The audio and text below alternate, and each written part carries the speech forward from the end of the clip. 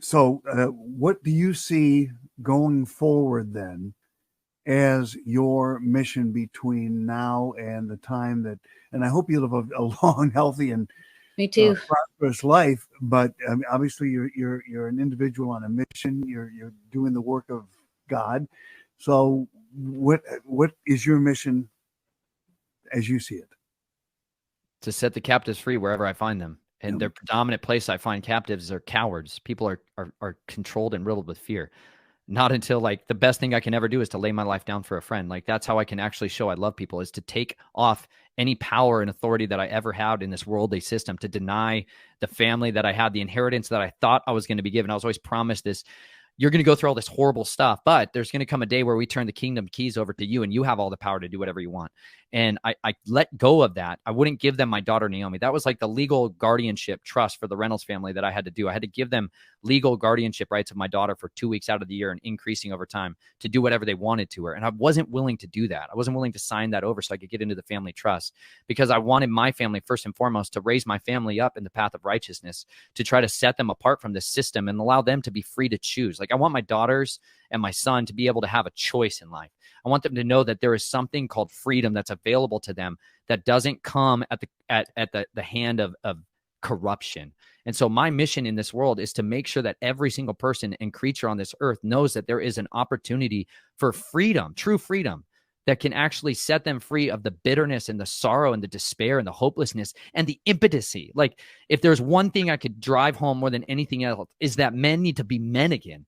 Like, men need to truly be men, filled with courage and boldness and confidence that devour the despair and the loneliness that creeped into our souls, that convinced us that there's no purpose for us, that there's no place for us. But there's an entire generation of people always looking around. Where are the men? Where are the dads? Where's the fathers who say no to this? No, I do not consent. No, you cannot have my children. No, you cannot destroy my community. No, you cannot have my life. Don't give them control anymore. And you do that by turning off these black mirrors of sorcery, these influences of the system of the world. You pick up books and you read and identify and you learn skills and you become confident to overcome a system of suffering that we've been ensnared in. Like my family and I, we sold our home back in Colorado.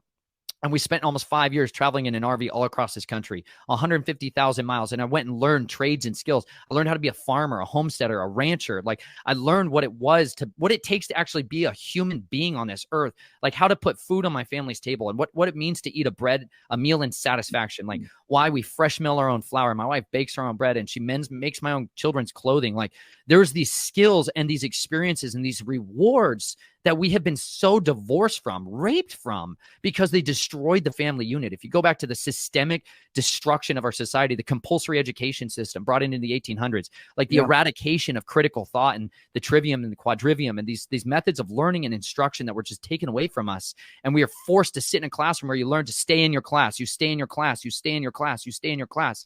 You're forced to learn that you can't tell us what to do. You ask the authority in the room, the white robe priest, if this is true medical advice or not. You go ask the governing official whether or not that's true. You go ask the teacher if you can go pee. Like, you're forced into these systems of control for so long, and it just starves you of your any masculinity that you ever had, any desire that you had to go and be a free human. It's not just men, but that you have a purpose that matters, and you can make a significant impact in this world if you're willing to only speak the truth.